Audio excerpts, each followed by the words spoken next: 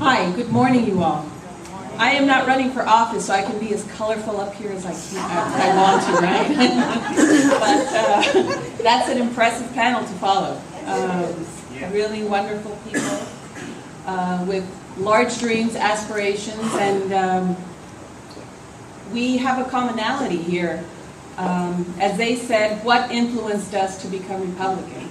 And like all of these panelists up here, parents, family. That was my case. I was born in Texas, in West Laco, Texas, down by the border. I could really see Mexico out of my backyard. Really, I could. It was like the river was there, just like Sarah Palin could see Russia. But, did she? Sarah Palin. Sorry, Sarah. I'll apologize next time I see her. Okay. Clear that out. Thank you. But I come from a family of 9.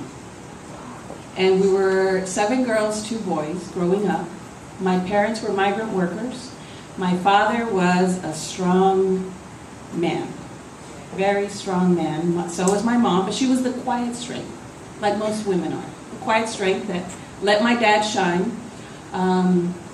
He was involved in politics down in the valley, having us go campaign for Barry Goldwater. I didn't know who Barry Goldwater was. But we were out there doing whatever Dad told us to do. He was great. He was my inspiration, my father. And all of us, all 9 children, did go to college because he said, I'm like the government. You can either smooch off me or educate yourselves and go make a living. And we did. We all had scholarships because we had no TV. He made us study. There is a funny story. When I attended law school up in D.C., he sent me off. He said, you're going to go to law school, you're going to make it. But I would cry. I would call crying every day. I want to come home. I have nobody up here. You finally got fed up and disconnected the phone. I called out, doo-doo-doo, phone has been disconnected. What? So every day I'd call, every day it was disconnected. What? So after 2 weeks, I call. He says, hello? I said, Dad? Yes? Why did you disconnect the phone? He says, are you okay? I said, yeah. But you disconnected the phone. You left me out in the middle of nowhere, and I wanted to come home. He says, did you die? No. He says, well, what did you do? I said, well, I studied. I went to law school. And he says, you survived. He said, you have strength. There is, no dependency on me. You can do fine. And it was tough love, but boy, did I learn. And so I did go to UT Law School. I went to UT, and I went to George Washington Law School. I worked at the World Bank up there for a while and traveled the world a little bit, and came back to the States. Lived in New Mexico and various other places, and then ended up in Houston. And I said, I'm only going to be here 2 years because I'm a nomad. I've been here since 1998. But that's okay. It's my home now. It's a great place to be. Starting from my father, learning about Republican values, learning how to be independent and depending on myself, economic-wise and otherwise. That he was my first mentor. When I was in D.C., I met Orrin Hatch. And I think he just felt really sorry for me because I had no idea who he was. I didn't watch television, remember, growing up, so I had no idea who he was. So he had his aide who said, take care of her because she's from Texas. So that gentleman would meet me every Sunday for breakfast, Ruben Montoya. Every Sunday, I kid you not.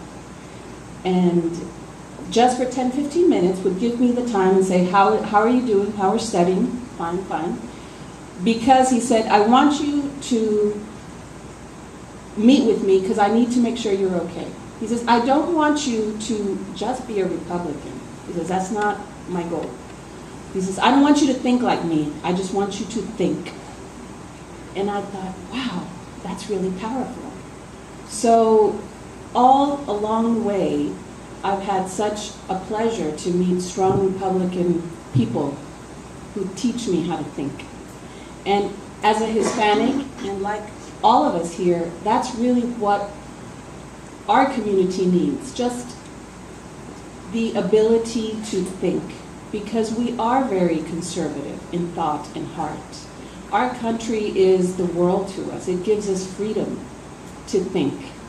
And it's a pleasure to be part of the Republican Hispanic Citizens in Action Group, because we go out to the community to help people think, to help them become citizens sometimes, because they've been residents so long that they've just gotten used to the fact that every 10 years or so they're going to renew their green card, but they don't understand the value of what being a citizen is.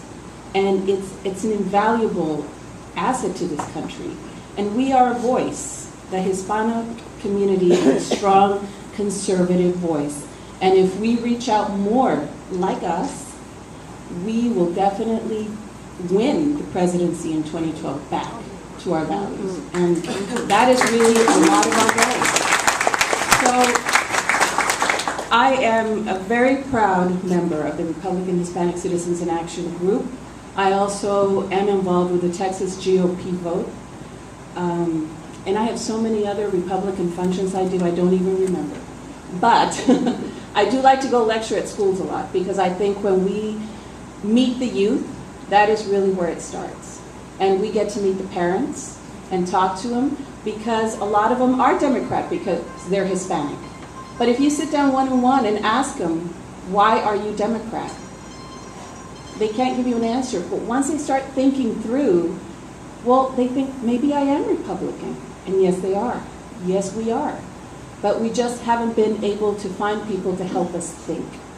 And I think this is what our panel here is here to do, introduce a lot of our values and answer questions that you all might have.